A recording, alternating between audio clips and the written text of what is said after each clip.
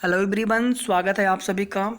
UP TET super TET 2021 के लिए हम लोग यहाँ पर टेस्ट सीरीज सॉल्व कर रहे हैं और विशेष करके यहाँ पर इस श्रृंखला में हम लोग सुपर टेट 2021-22 को ध्यान में रखते हुए कुछ महत्वपूर्ण प्रश्नों को करेंगे जो कि लास्ट ईयर में पूछे गए थे। चलिए स्टार्ट करते हैं फर्स्ट क्वेश्चन से। और ये सीरीज आपको डेली मिल रही है। प्लेलिस्ट में आप बाकी की वीडियो जा करके देख सकते हैं। यूपी टेट सुपर टेट 2021 के नाम से प्लेलिस्ट बनी हुई है। तो समय न गंवाते हुए स्टार्ट करते हैं फर्स्ट क्वेश्चन से। जीके जीएस का पहला क्वेश्चन है, भारतीय राष्ट्रीय कांग्रेस के प्रथम मुस्लिम अध्यक्ष थे। कुछ आपको हम रिलेटेड फैक्ट्स और बताएंगे ताकि एक एक प्रश्न के साथ कम से कम 4 से 5 प्रश्न आपके और तैयार होने चाहिए। तो आप सभी जानते हैं कि 1885 में कांग्रेस की स्थापना हुई थी। पहली बैठक इसकी या पहला अधिवेशन इसका बम्बई में हुआ था और इसके पहले अध्यक्ष बने थे डब्ल्यू.सी. बनर्जी। उसके बाद दूसरा इसका अधिवेशन होता है कलकत्ता में। जो पूछे गए हैं या फिर जो पूछे जा सकते हैं, बहुत ज़्यादा चांसेस है, मैं वो आपको पॉइंट बता रहा हूँ सिर्फ। दूसरा सेकेंड हुआ था 1886 में, कोलकाता में हुआ था और इसके अध्यक्ष बने थे दादा भाई नौरोजी। दादा भाई नौरोजी और जवाहरलाल नेहरू दो ऐसे व्यक्ति हैं जो कांग्रेस के सर्वाधिक समय तक नहीं कह रहे हैं, सर्वाधिक बार 3 बार अध्यक्ष बनाए गए थे। सर्वाधिक समय तक पूछा जाएगा तो मौलाना अबुल कलाम आज़ाद करेक्ट आंसर होगा, लेकिन सर्वाधिक बार पूछा जाएगा तो दो व्यक्ति हैं, पंडित जवाहरलाल नेहरू, दादा भाई नौरोजी। तो ये 1886 वाला हो गया। इसके बाद देखिए 1887 में मद्रास में एक बैठक हुई, कांग्रेस का अधिवेशन हुआ और इसके अध्यक्ष बनाए गए थे बदरुद्दीन तैयब जी, जो कि कांग्रेस के पहले मुस्लिम अध्यक्ष थे। यहीं पर आप एक फैक्ट और देख लीजिए, 1888 में इलाहाबाद में कांग्रेस का अधिवेशन हुआ, प्रयागराज में वर्तमान में, और इसके अध्यक्ष बनाए गए थे जॉर्ज यूले। तो अगर आपसे ये पूछा जाए कि कांग्रेस के पहले यूरोपीय या फिर गैर भारतीय अध्यक्ष कौन बनाए गए थे, कब बनाए गए थे, 1888 में इलाहाबाद में जॉर्ज यूले। तो प्रश्न के हिसाब से आपका करेक्ट आंसर हो गया 1887। 1887 में बदरुद्दीन तैयब जी को सबसे पहले बनाया गया था। इनको भी आप जरूर याद रखिएगा, इसे तो आप बिल्कुल याद रखिए अच्छे से। 2-3 फैक्ट और देख लीजिए। 1917 में एनी बेसेंट को कांग्रेस का पहली महिला अध्यक्ष बनने का गौरव प्राप्त हुआ। और अगर पहली भारतीय महिला अध्यक्ष कांग्रेस का पूछा जाए तो 1925 में सरोजनी नायडू, ये नाम भी आप याद रखिएगा। उत्तर प्रदेश की पहली महिला राज्यपाल या फिर पूरे देश में किसी भी राज्य की पहली महिला राज्यपाल बनाई गई थी। राष्ट्रगान सबसे पहले कांग्रेस की किस अधिवेशन में गाया गया था, तो 1911 के अधिवेशन में गाया गया था। और प्रथम बार राष्ट्रीय गीत कब गाया गया था कांग्रेस की किस अधिवेशन में, तो 1896 के अधिवेशन में। 1911 में सबसे पहली बार राष्ट्रगान को गाया गया था।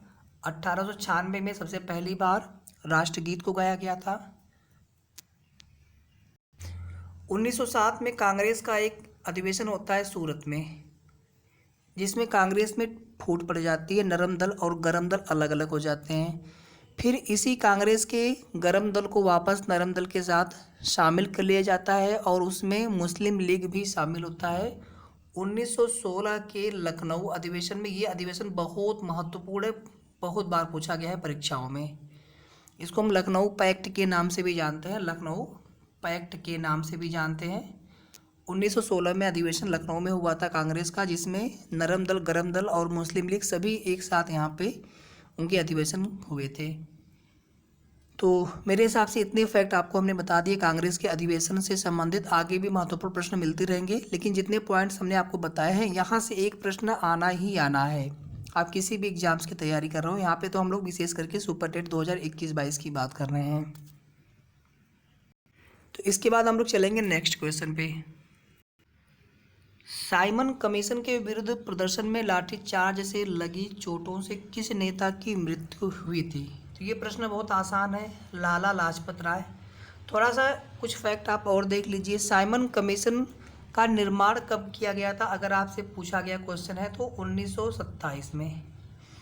लेकिन भारत में कब आया? भारत में सबसे पहली बार बम्बई में आया था। तो भारत में कब आया? ये 1928 में आया, याद रखिएगा। इन दोनों डेट में आप बहुत ज़्यादा कंफ्यूज होते हैं लोग। इसके बाद साइमन कमीशन में क्या हुआ था? कुल 7 सदस्य थे और सभी जो मेंबर थे वो गैर भारतीय थे। इसमें कोई भी भारतीय मेंबर का न होना, इसी वजह से इसका विरोध किया जा रहा था। और इसी विरोध की वजह से लाला लाजपत राय सहित कई और स्वतंत्रता जो प्रेमी थे उन पे लाठीचार्ज किया गया, जिसमें लाला लाजपत राय को गंभीर चोटें आई थी और बाद में फिर उनकी मृत्यु भी हो गई थी।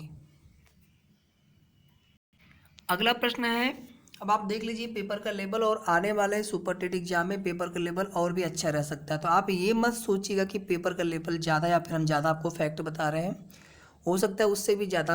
आप अभी जिन लोगों ने एडेड जूनियर का एग्ज़ाम दिया होगा तो आपको भली बात ही पता होगा कि पेपर का लेवल किस प्रकार से हो सकता है।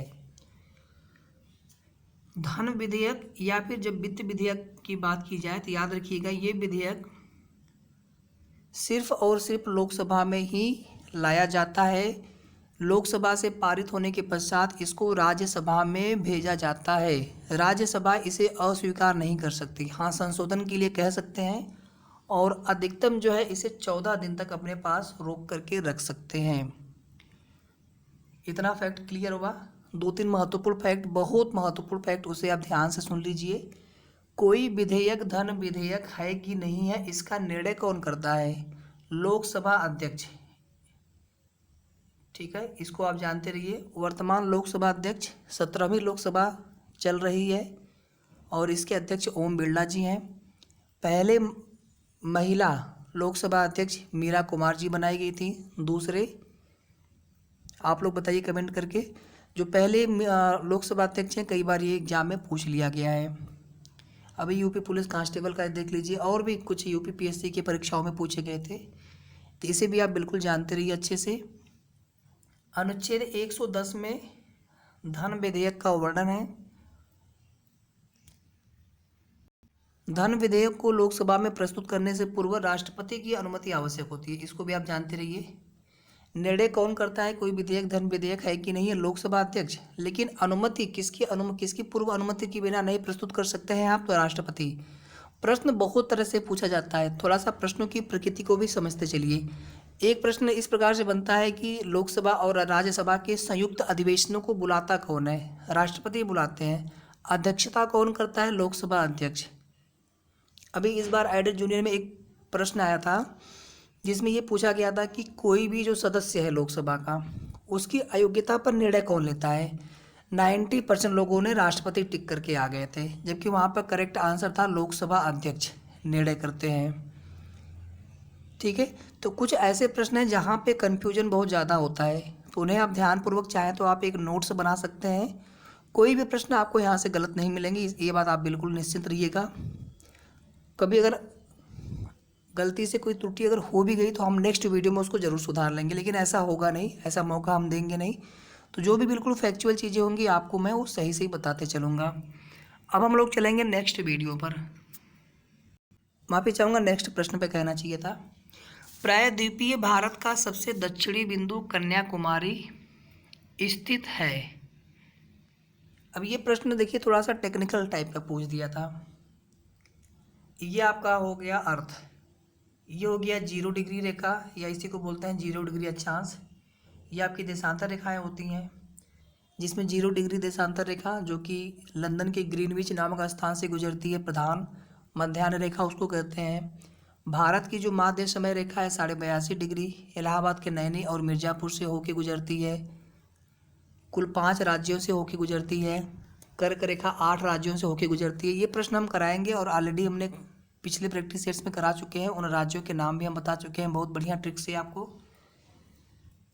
180 डिग्री देशांतर रेखा को हम लोग अंतर्राष्ट्रीय तिथि रेखा कहते हैं, बहुत बार पूछा गया है। लोग 0 डिग्री में और 180 डिग्री में बहुत ज़्यादा कन्फ्यूज होते हैं। तो 0 डिग्री जो अक्षांश रेखा है इसी को कहा जाता है विषुवत रेखा या इसी को कहा जाता है भूमध्य रेखा। ये आपकी कर्क रेखा है 23.5 डिग्री नॉर्थ, ऊपर की तरफ बात की जा रही है ना, ऊपर हमारा नॉर्थ की तरफ है, नीचे हमारा साउथ की तरफ। 66.5 डिग्री आर्कटिक वृत्त, और उसके बाद यहाँ पे उत्तरी ध्रुव, यहाँ पे आपका दक्षिणी ध्रुव। 23.5 डिग्री साउथ में अगर आप आएंगे तो मकर रेखा, 66.5 डिग्री आप साउथ में आएंगे तो अंटार्कटिक रेखा या फिर अंटार्कटिक वृत्त कहा जाता है। तो दोस्तों यहाँ पर आप याद रखिएगा, भारत की जो स्थिति है, अगर आप देखेंगे अंडमान निकोबार में जो सबसे दक्षिणतम बिंदु, वहाँ से देखेंगे तो 6 डिग्री कुछ मिनट से लेकर के 37 डिग्री 6 मिनट तक है, जो कि जम्मू कश्मीर में हमारा सबसे उत्तरतम बिंदु है, इंदिरा कौल। और अगर आप मुख्य भूमि से देखेंगे तो 8 डिग्री कुछ मिनट से लेकर के 37 डिग्री कुछ मिनट तक है। तो ये देखिए, दोनों ही जो ये अक्षांश रेखाएं हैं, ये आपकी 0 डिग्री के ऊपर की तरफ आएंगी, नॉर्थ की तरफ आएंगी। ये भूमध्य रेखा है। और ऐसे भी आपने कई बार सुना होगा कि भारत जो है उत्तरी गोलार्ध में, ये देखिए 0 डिग्री के ऊपर हो गया आपका उत्तरी गोलार्ध और नीचे आपका दक्षिणी गोलार्ध। ये 0 डिग्री देशांतर रेखा है। इधर आपका हो गया पश्चिमी गोलार्ध, इधर आपका हो गया पूर्वी गोलार्ध। तो भारत कहाँ पर है? भारत आपका यहाँ पर है, ये विषुवत रेखा से ऊपर है। विषुवत रेखा मान लीजिए आपका इस प्रकार से थोड़ा सा ऊपर है वहाँ से। तो भारत जो है पूरी तरह से उत्तरी गोलार्ध में है, ये उत्तरी गोलार्ध में है और इधर पूर्वी गोलार्ध में है। तो इसको आप अच्छे से याद रखिएगा। यानी भारत की जो स्थिति है भूमध्य रेखा से उत्तर में है, भूमध्य रेखा के उत्तर में है। बहुत आसान सा प्रश्न था। और अगर आपसे पूछे कि अंतर्राष्ट्रीय जो माध्य समय रेखा है तो उसके पूर्व में होगा, ये आपका अंतर्राष्ट्रीय माध्य समय रेखा हो गया, 0 डिग्री देशांतर हो गया, तो इसके पूर्व में है। ठीक है साथियों, इतना क्लियर हो गया। अच्छा, भारत का सबसे पूर्वी बिंदु बता दीजिए आप लोग। किबिथु, किबिथु। और सबसे पश्चिमी बिंदु बता दीजिए भारत का, तो गौहार माता या फिर गौर माता। उत्तरी बिंदु हमने आपको बता ही दिया, इंदिरा कौल। दक्षिणतम बिंदु हमने बता ही दिया आपको, इंदिरा पॉइंट। ठीक है, तो इतने फैक्ट आपके तैयार हो गए होंगे। यही पर साथियों एक बार हम लोग जल्दी से रिवीजन कर लेते हैं कि जो भारत की माध्य समय रेखा है 82.5 डिग्री किन किन राज्यों से होके गुजरती है। तो उत्तर प्रदेश, मध्य प्रदेश, छत्तीसगढ़, उड़ीसा और इसके बाद आपका आंध्र प्रदेश, ये 5 राज्य हैं। इसे आप ज़रूर ऐसे ही क्रम से याद रख लीजिए। और कर्क रेखा भारत के कुल 8 राज्यों से होकर गुजरती है। मध्य प्रदेश में एक नदी बहती है, माही नदी, जो कि कर्क रेखा को 2 बार काटती है, कर्क रेखा को 2 बार काटती है। कांगो नदी विषुवत रेखा को 2 बार काटती है। लिम्पोपो नदी मकर रेखा को 2 बार काटती है। माही नदी कर्क रेखा को 2 बार काटती है, जो कि भारत में है। लिम्पोपो नदी जो कि अफ्रीका महाद्वीप में, दक्षिणी अफ्रीका एक देश है, साउथ अफ्रीका, आप लोग जानते होंगे क्रिकेट, तो लिम्पोपो नदी है जो कि मकर रेखा को 2 बार काटती है। और कांगो जायरे नदी विषुवत रेखा को 2 बार काटती है। कर्क रेखा भारत के ठीक बीचों बीच से होकर गुजरती है, कुल 8 राज्यों से होकर गुजरती है। कौन कौन से राज्य हैं? राजस्थान, मध्य प्रदेश, पहले यहाँ गुजरात करना चाहिए था, हमें गुजरात से स्टार्ट करते हैं। गुजरात, राजस्थान, मध्य प्रदेश। इसके बाद दोस्तों बताइए छत्तीसगढ़, झारखंड, पश्चिम बंगाल, त्रिपुरा और मिजोरम। देख लीजिए 1 2 3 4 5 6 7 8, इसमें उत्तर प्रदेश नहीं आता है, याद रखिएगा। जबकि जो माध्य समय रेखा है उत्तर प्रदेश से गुजरती है। तो माध्य समय रेखा उत्तर प्रदेश, मध्य प्रदेश, छत्तीसगढ़, आंध्र प्रदेश, उड़ीसा, आंध्र प्रदेश। जबकि कर्क रेखा गुजरात, राजस्थान, मध्य प्रदेश, छत्तीसगढ़, झारखंड, पश्चिम बंगाल, त्रिपुरा और मिजोरम। ये त्रिपुरा मिजोरम बार बार ऑप्शन में देता है, लोग कन्फ्यूज होते हैं, बिल्कुल भी आप कन्फ्यूज मत होइएगा। त्रिपुरा आपका एक ऐसा भारतीय राज्य है जो कि 3 ओर से बांग्लादेश से घिरा हुआ राज्य है। ठीक है साथियों, चलेंगे हम लोग अगले प्रश्न पे। ये महत्वपूर्ण, सारे के सारे महत्वपूर्ण ऐसे फैक्ट्स हैं जहाँ से प्रश्न बनता ही बनता है।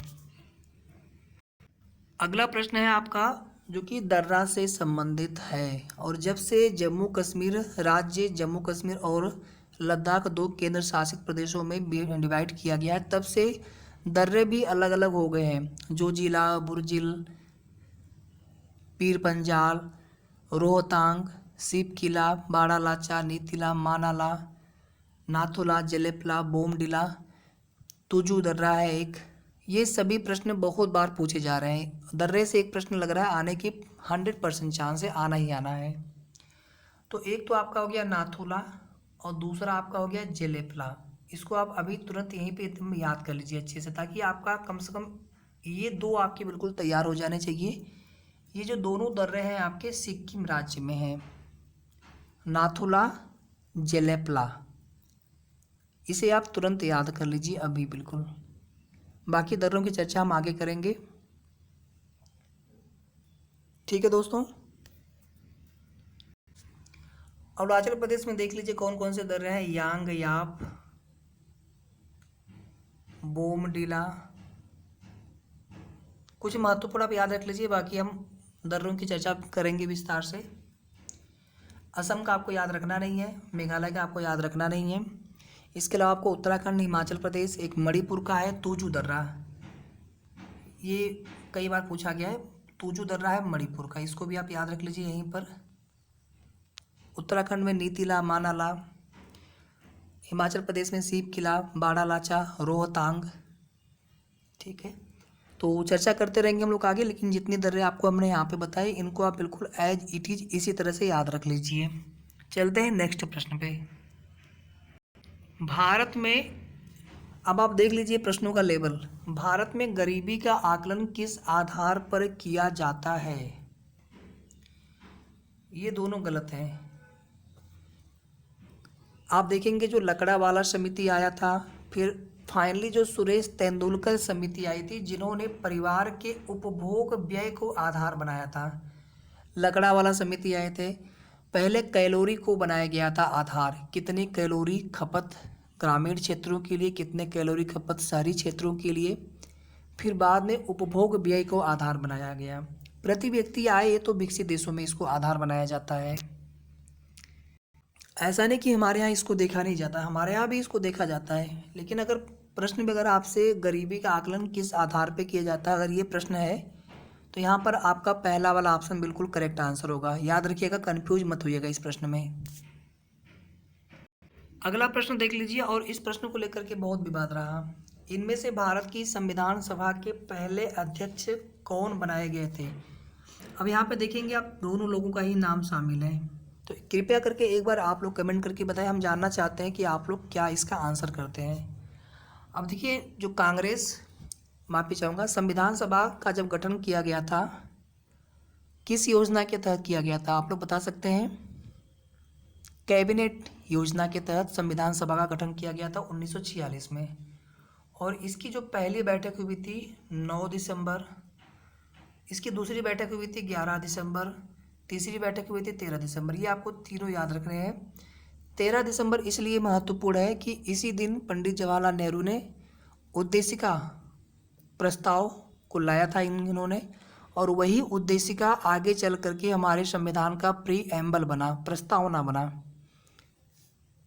हम भारत के लोग भारत को संपूर्ण प्रभुत्व संपन्न, लोकतांत्रिक, ठीक है, धर्मनिरपेक्ष, अखंडता, समाजवादी राज्य बनाने के लिए, उसमें देखेंगे आप 3 प्रकार के न्याय, 5 प्रकार की स्वतंत्रता, इस प्रकार से प्रश्न देखिए यहाँ से तो अभी बने नहीं है, लेकिन आने वाले समय में हम आपको कुछ चीज़ें, फैक्चुअल चीज़ें बता देंगे, उनको आप बिल्कुल उसी तरह से देख लीजिएगा। बहुत आसान है। अब प्रस्तावना एक बार खाली अगर आप देख लेंगे तो वहाँ से 1 प्रश्न 2 प्रश्न बिल्कुल आते ही आते हैं। जैसे इस बार एडेड जूनियर में आया हुआ था, तो आगे भी आने के चांसेज रहेंगे हमारे प्राइमरी सुपर टेट के लिए। प्रश्नों की प्रकृति बदल रही है, प्रश्न रिपीट नहीं हो रहे हैं, अब नए नए प्रश्न लोग निकाल करके ले आ रहे हैं एग्जामिनर भी, तो इसका आप ध्यान रखिएगा आप लोग। इस प्रश्न में दोस्तों 9 दिसंबर को पहले अस्थायी अध्यक्ष बनाए गए थे सच्चिदानंद सिन्हा। 11 दिसंबर को अस्थायी अध्यक्ष बनाए गए थे डॉक्टर राजेंद्र प्रसाद। अगर अस्थायी पूछता है तो क्लियर है बिल्कुल आंसर आपका अस्थाई पूछता है तो भी हमारा आंसर पूरी तरह से क्लियर है। लेकिन अगर आपसे सिर्फ और सिर्फ ये पूछ दिया है कि संविधान सभा के पहले अध्यक्ष कौन बने थे, मेरे हिसाब से आंसर ये होना चाहिए। एक बार इस प्रश्न को मैं कंफर्म करके कि आयोग ने इस प्रश्न का, पीएनपी ने इस प्रश्न का आंसर क्या दिया था, हम आपको बताएंगे। थोड़ा सा आप वेट करिएगा। अगर आपको बिल्कुल क्लियर हो तो आप लोग ज़रूर कमेंट कर सकते हैं। तो साथियों, आज की श्रृंखला में यहीं पर समाप्त कर रहा हूँ। बहुत ज़्यादा हमने प्रश्न नहीं कराए यहाँ पर, लेकिन जितने प्रश्न कराए उनमें बहुत सारे हमने महत्वपूर्ण फैक्ट्स को भी शामिल किया है। तो उम्मीद करेंगे कम से कम 50 से 60 प्रश्न आपके आज तैयार हो गए होंगे जीके जीएस से। और आने वाले एग्जाम में भी आपको यहाँ से कुछ न कुछ प्रश्न आपको 100% मिलना ही चाहिए। तो इसी तरह से आप लोग सपोर्ट करिए दोस्तों। और हम डेली आपके लिए, ये तो अभी हो गया आपका प्रीवियस ईयर सॉल्व पेपर से प्रश्न लिए थे, इसके बाद हम लोग प्रैक्टिस सेट से भी डेली करेंगे। और एक सीट आपकी सुनिश्चित होनी चाहिए। अगर आप यूपी टेट की तैयारी कर रहे हो तो भी आपके लिए बेनिफिशियल है, सुपर टेट के लिए तो है ही है। तो वीडियो को सभी लोग ज़रूर लाइक कर दीजिएगा, शेयर भी कर सकते हैं आप लोग, कर दीजिएगा। और साथ में चैनल को भी ज़रूर सब्सक्राइब कर लेंगे। बहुत बहुत धन्यवाद।